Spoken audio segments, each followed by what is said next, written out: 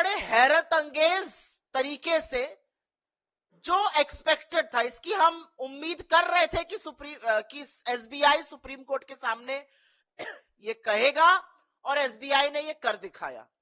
SBI ने supreme court से कहा है कि ये डेटा देने में एसबीआई असमर्थ है और उसको 30 जून 2024 तक का वक्त चाहिए। मतलब टोटल 5 महीने का वक्त इस देश के सबसे बड़े bank state bank of India को चाहिए। और हास्यास्पद बात यह है कि डेटा देना है 22,217 इलेक्टोरल बॉन्ड का। यह कितनी बड़ी विडंबना है कि 22,217 इलेक्टोरल बॉन्ड का जो डेटा डिजिटल इंडिया में और पूरी तरह से कंप्यूटरीकृत, पूरी तरह से कंप्यूटराइज्ड, एसबीआई को एक क्लिक ऑफ अ बटन पर यह डेटा मिल जाना चाहिए। इसके लिए एसबीआई को 5 महीने चाहिए। वो एसबीआई जिसके पास 48 करोड़ बैंक अकाउंट है, वो एसबीआई जिसकी 23,000 के करीब ब्रांचेस है, वो एसबीआई जो 66,000 एटीएम चलाता है पूरे देश में, उसको 22,217 इलेक्टोरल बॉन्ड किसने दिए, उसका विवरण देने के लिए 5 महीने चाहिए। यहां पर यह बताना जरूरी है कि भारतीय जनता पार्टी शुरू से असहज थी।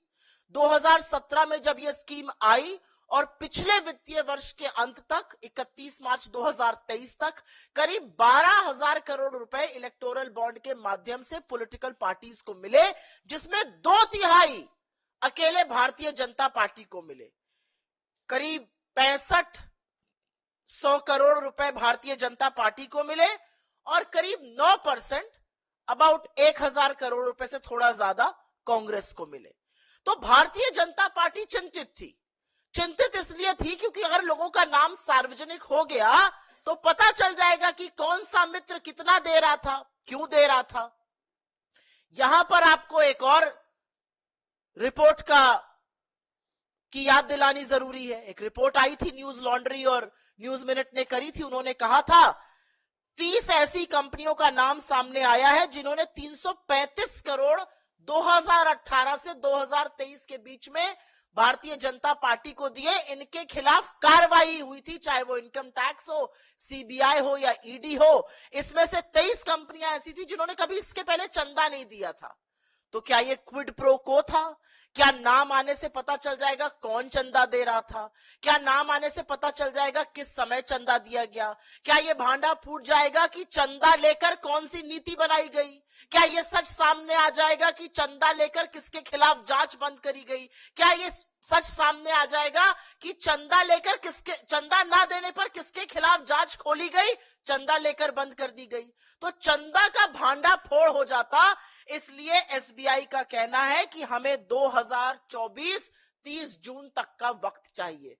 चुनाव निपट जाएगा, चुनाव के पहले आ गया तो जो हम कह रहे हैं सूट बूट की सरकार, जो हम कहते हैं मित्रों की सरकार, जो हम कहते हैं कि कुछ ही लोगों के लिए नीति निर्माण होता है, वो दूध का दूध पानी का पानी हो जाएगा।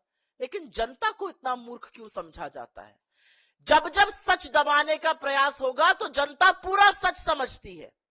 जनता जानती है कि अगर आपके खाते, अगर आपके खजाने 1-2 व्यक्ति पैसों से भर रहे हैं तो ये सरकार और इस देश का प्रधानमंत्री उन्हीं लोगों की गुलामी करते हैं, उन्हीं लोगों के लिए नीतियां बनाते हैं।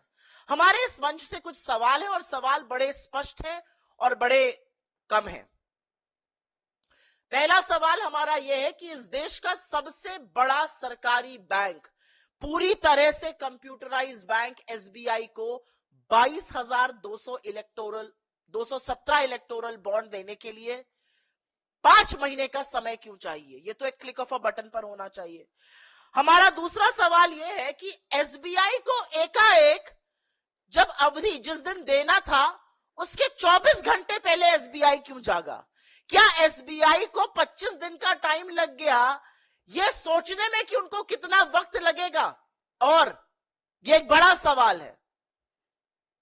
एक और सवाल है और इसका मैंने उल्लेख भी किया कि 48 करोड़ अकाउंट, 66,000 करीब एटीएम, 23,000 करीब ब्रांचेस होने वाले एसबीआई को 22,000 महज अकाउंट के लिए 5 महीने चाहिए। यह कितना हास्यास्पद है। एसबीआई पर प्रेशर कौन बना रहा है? इस आर्थिक अनियमितता को, इस काले धन के गोरख धंधे को कौन पनपने दे रहा था? क्यों एसबीआई पर दबाव बनाया जा रहा है? ऐसा क्या हो जाएगा अगर चुनाव के पहले ये नाम सामने आ गए?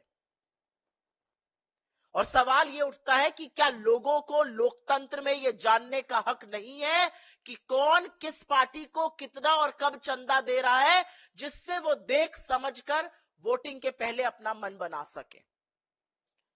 ये पूरा गोरख धंधा है। अलायंस अब एसबीआई के साथ की गई है।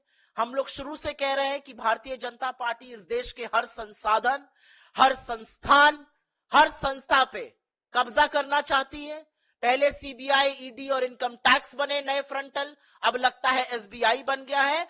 और समझना जरूरी है कि कितना भी षड्यंत्र एसबीआई और सरकार मिलकर रच ले, मोदी जी ने किससे कब कितना पैसा लिया और उसके एवज में जांच बिठाई या जांच बंद करी, उसके एवज में कौन सी नीति बनाई, इसका फैसला जनता करेगी, क्योंकि जनता सब देखती और सब समझती है। I will very briefly make a statement in English on this particular matter. It's of grave national importance. 24 hours before the SBI was supposed to make names public of who the electoral bond donors were, according to the Supreme Court order of 15th February 2024, not unexpectedly, but in a very shocking and brazen way, the SBI has approached the Supreme Court and has sought time until the 30th of June 2024 to make these names public. Why does the SBI need so much time?